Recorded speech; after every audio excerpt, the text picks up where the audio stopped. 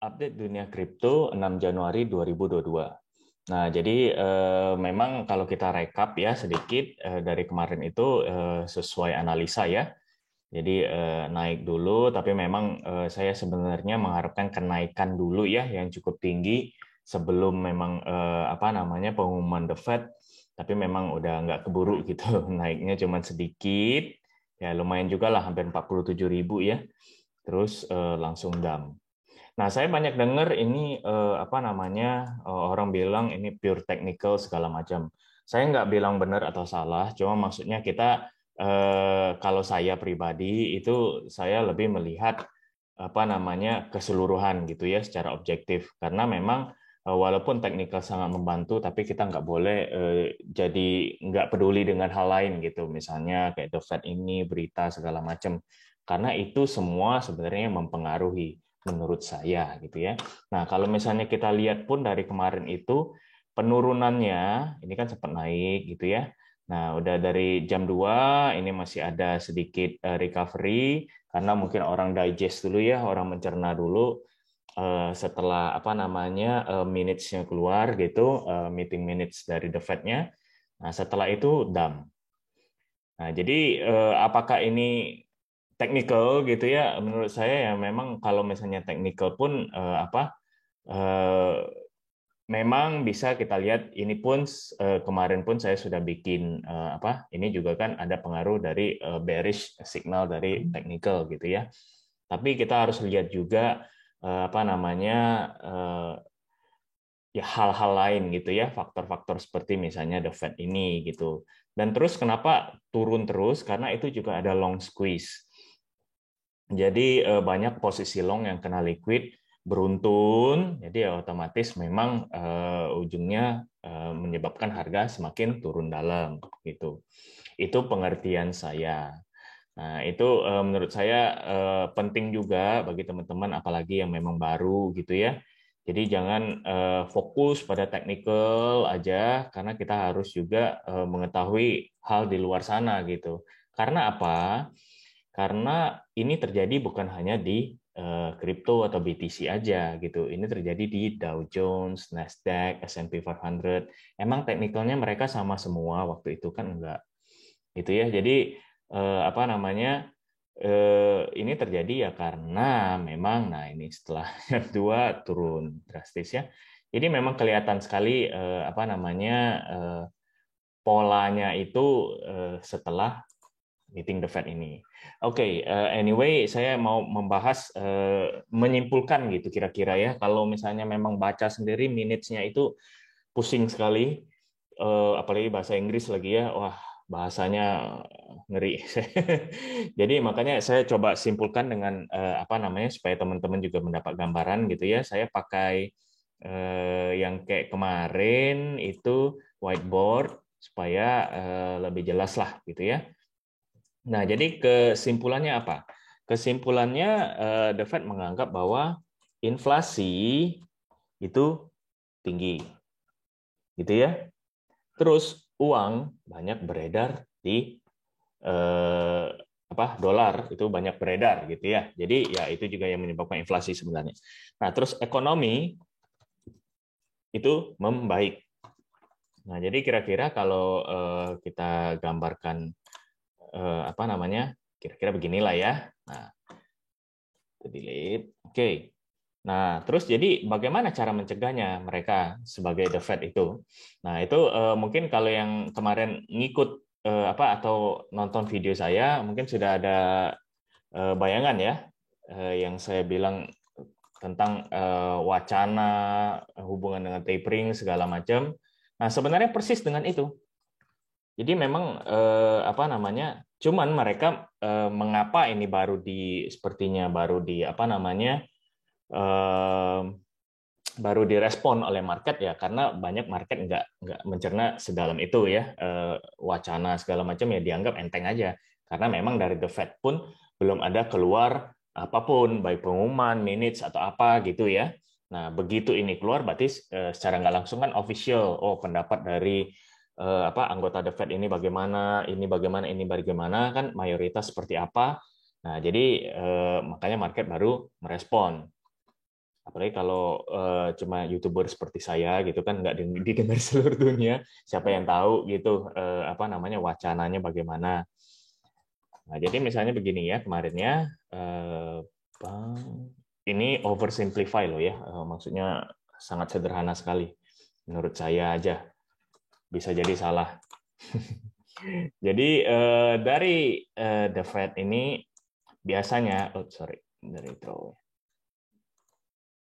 Nah, the Fed ini biasanya kan kalau misalnya mau apa namanya menstimulus ekonomi kan mereka printed duit gitu ya. Nah, itu yang kayak kemarin saya bilang. Jadi mencetak uang untuk beli bonds atau obligasi, terus uang dari pemerintah larinya ke bank, bank ujungnya ke retail, kira-kira begitulah ya. Nah, sekarang kan memang apa namanya kalau tapering off berarti ini dikurangi. Nah, berarti otomatis semua dikurangi. Mengapa? Ya karena ekonomi membaik kok, uang juga sudah banyak beredar gitu ya, inflasi naik, ya kita harus kurangi. Nah, ini sebenarnya make sense gitu ya. Nah, tapi di lain pihak mereka juga mau ini apa namanya? Mereka mau mengurangi balance sheet-nya atau neraca keuangannya ya kalau bahasa Indonesia. Jadi the Fed itu mau istilahnya jual sekarang gitu, jual ke pemerintah gitu ya. Kalau apa simpelnya. Jadi jual bonds-nya karena mereka sudah banyak nih. Nah, mereka mau jual. Nah, biasanya kalau misalnya apa namanya? Setelah tapering itu mereka kan akan menaikkan suku bunga, itu yang saya bilang peluru kedua. Menaikkan suku bunga supaya memang apa namanya?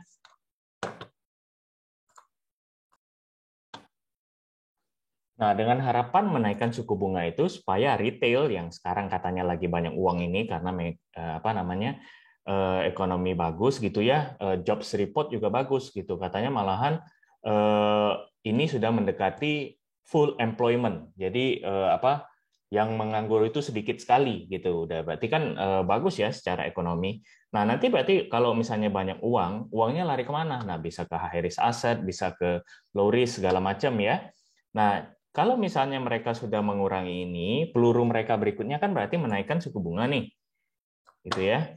Suku bunga. Nah, menaikkan suku bunga ini berarti apa namanya? Diharapkan retail akan membeli. Gitu ya. Nah, membeli supaya uangnya masuk lagi, kira-kira seperti itulah simpelnya. Nah, cuma kan menaikkan suku bunga ini kan nggak sembarangan. Mereka pasti ada hitungannya sendiri, gitu ya. Nah, jadi ketika suku bunga ini naik, kebanyakan memang retail itu akan beralih ke low risk aset karena toh imbal balik yang mereka dapatkan itu sudah cukup besar daripada mereka harus apa namanya mengambil risiko yang lebih besar yang ngapain gitu kan. Nah, ini yang biasanya menyebabkan saham, kripto gitu ya turun.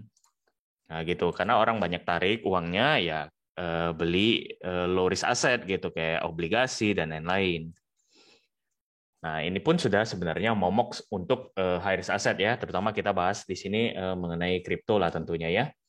Nah, jadi apa namanya? Ini mereka bilang akan dipercepat. Sebenarnya kita udah tahu sih, karena hitungan dari tapering itu berakhirnya itu apa namanya Maret kan ya. Jadi kalau misalnya selesai Maret itu kemungkinan ya setelahnya itu langsung apa namanya menaikkan suku bunga. Karena memang inflasi ini mereka bilang itu sebagian akan berkurang. Nah, bahasa Inggrisnya tadi apa ya? Partly reverse kalau nggak salah. Kalau dulu dia bilang transitory lah, apa sementara segala macam. Sekarang tone-nya agak berbeda. Makanya orang juga suka bilang hawkish, dovish gitu ya. Nah, orang mendengar dari tone-nya ini. Apakah nada apa tulisan pemilihan katanya itu mengarah kemana. Nah, ini sepertinya agak mengerikan mengarahnya ke sana gitu kan. Jadi dia bilang inflasi itu partly reverse kalau nggak salah kata-katanya itu ya. Nah, itu dalam 2 tahun. Jadi otomatis mereka harus lebih agresif. Bayangin aja apa namanya berarti mereka harapkan inflasi itu akan masih bertahan dalam 2 tahun, paling berkurang sebagian kecil aja. Nah, jadi otomatis mereka harus kalau bisa kan memang mau cepat ya inflasi itu kan nggak boleh kalau apalagi kalau terus naik kan bahaya untuk ekonomi. Apa namanya? Jadi uangnya itu atau dolarnya itu kan nggak apa namanya istilahnya nggak begitu bernilai lagi. Jadi apa yang dilakukan ya mereka begitu selesai tapering ini, tapering off gitu, mereka langsung kemungkinan akan menaikkan suku bunga.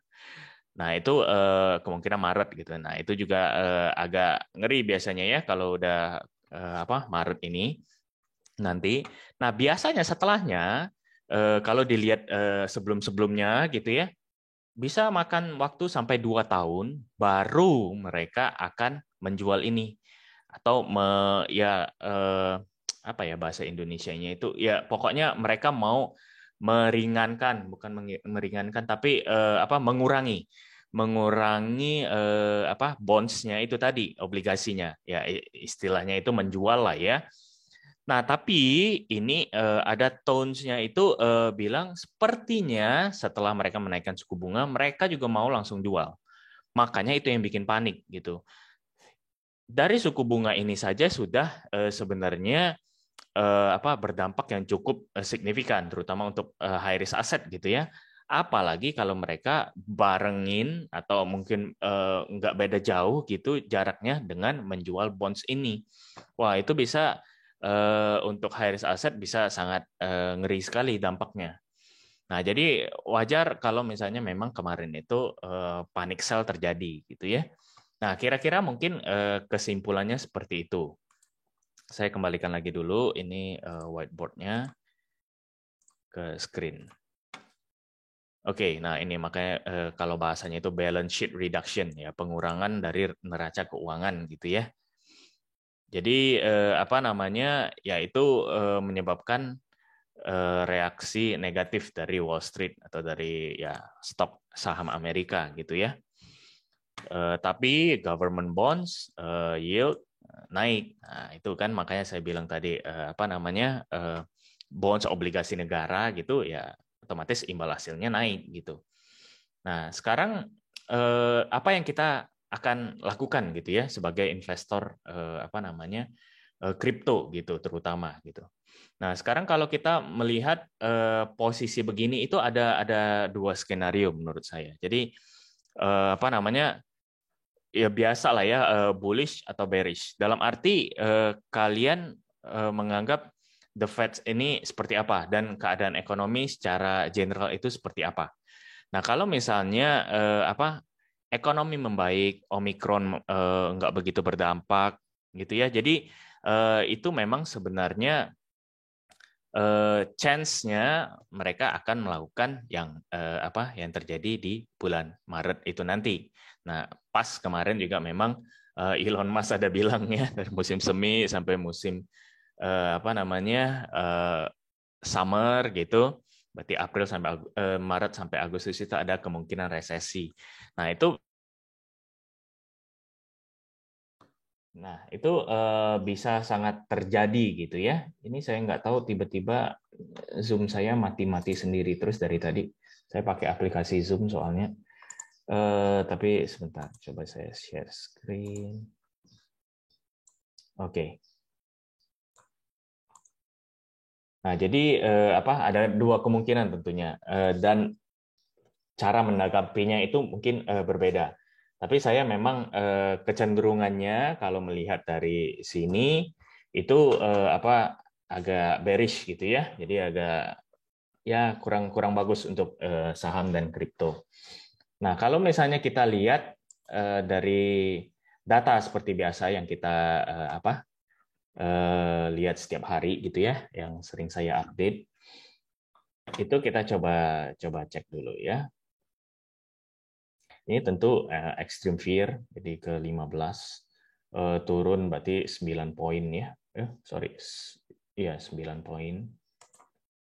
Terus sentimen on chain-nya juga, saya rasa ini semuanya pasti mengarah ke bearish gitu. kebanyakan apa namanya, apalagi kalau misalnya on-chain malahan netral. Oke. Nah, kita lihat data ini yang menurut saya lebih menarik. Nanti kita coba simpulkan kira-kira baiknya kita seperti apa? Apakah serok, apakah kita jual, atau seperti apa gitu ya, atau hold, atau seperti apa. Nah, jadi kalau misalnya memang lihat open interest dan funding rate turun jauh ya, THS-UPR masih nge-flat. Ini tentu bearish, nggak nggak apa namanya, nggak aneh gitu. Akumulasi whales seperti apa? Kemungkinan menurun juga sih. Makanya kalau saya lihat indikator memang kayaknya kebanyakan, apalagi kalau technical pasti bearish ya. Nah, ini juga bearish kalau kita bandingkan dengan yang kemarin itu, trennya gitu ya. Nah, terus apa namanya, untuk whales inflow, apakah whales itu banyak ini apa namanya, masukkan ke exchange gitu BTC-nya? Kita coba cek. Ya, naik ya. Naik cukup tinggi. Ya wajar lah, itu kelihatan dari harga toh, harganya turun jauh. Exchange reserve masih biasa ya, flat, lebih ke arah turun tapi dikit sekali. Oke, jadi kira-kira kalau dari segi data itu memang kebanyakan bearish gitu ya. Saya nggak perlu lihat berita lagi lah, karena kita banyak sudah tadi memikirkan mengenai the Fed itu. Jadi apa namanya, coba kita gabungkan dengan technical. Nah, satu hari sangat bearish, 4 jam sangat bearish, 1 jam sudah bergerak ke arah bearish aja, 15 menit juga. Jadi memang apa namanya, semua indikator sesuai yang saya bilang tadi itu pasti mengarah ke bearish lah, terutama jangka pendek ini ya.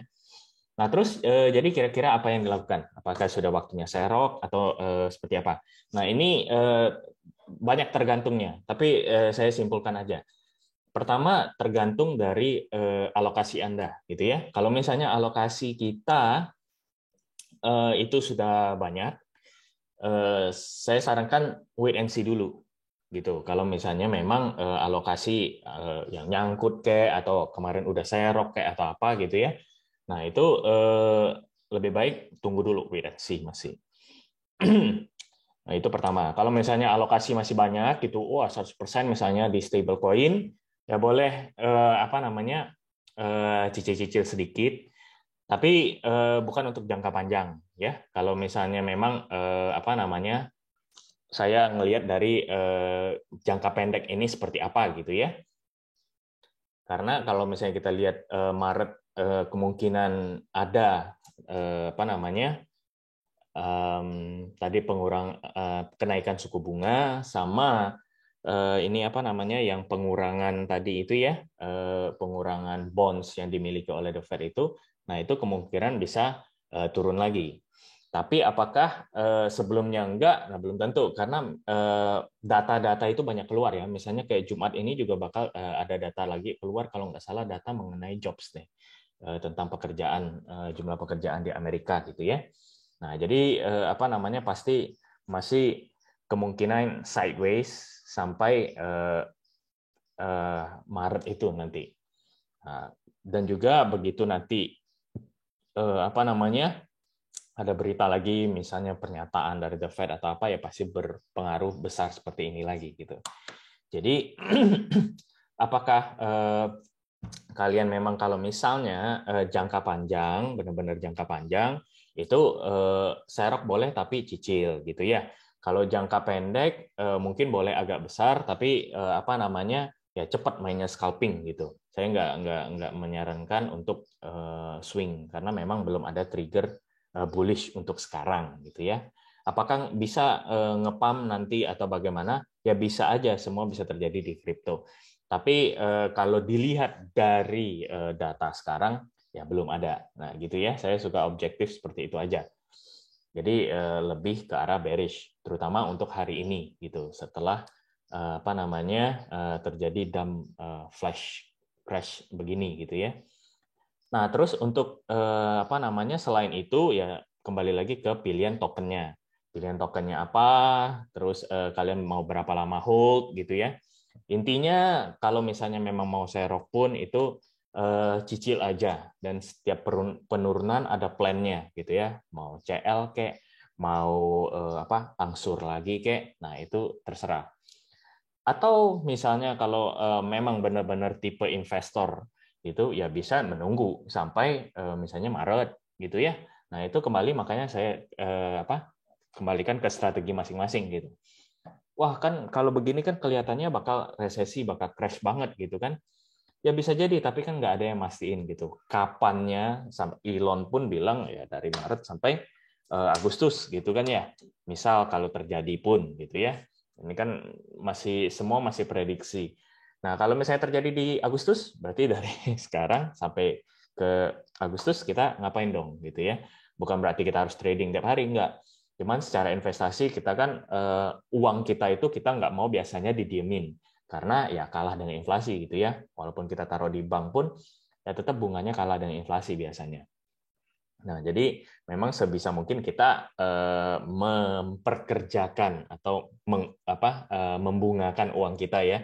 Nah, biasanya ke kripto kayak ke saham kayak atau bagaimana. Nah, jadi menurut saya memang strategi yang paling tepat itu adalah scalping. Kalau misalnya yang jago futures ya bisa long short segala macam ya.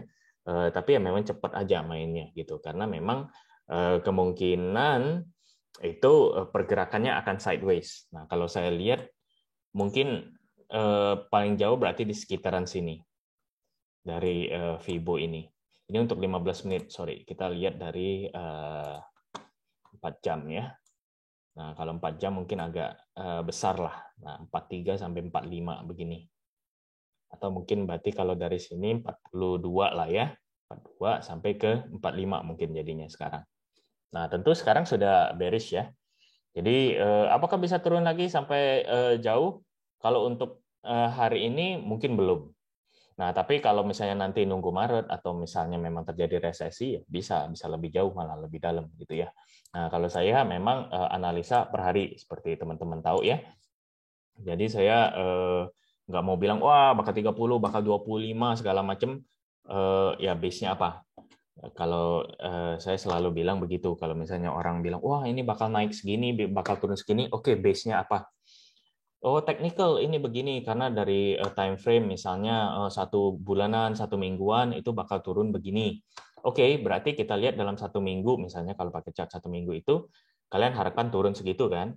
Atau jangan cuma ngomong 25K, atau 30K, 18K, kayak tapi nggak ada jangka waktunya. Itu seperti kayak nebak-nebak gitu ya.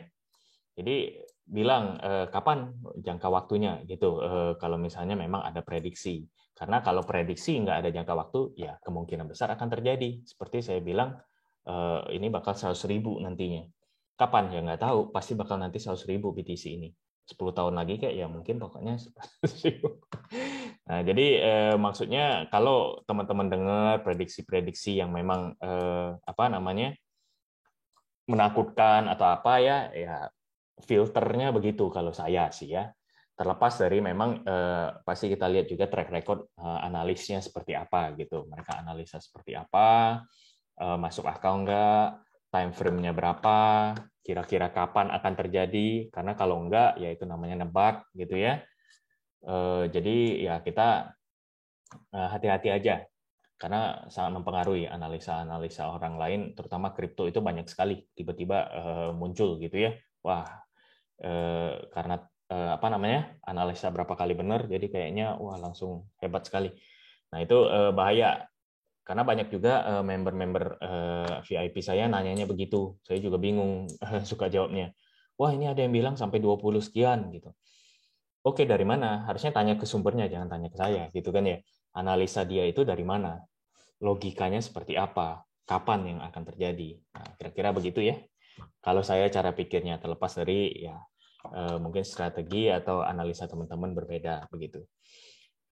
Oke, mungkin berarti kalau dari hari ini dari segi teknikal, yaitu tadi kemungkinan sideways di sini 42 sampai 45. Kalau lihat mentoknya ya 40 ya. Kita ambil gampang aja, ini saya dari ambil tarik Fibo.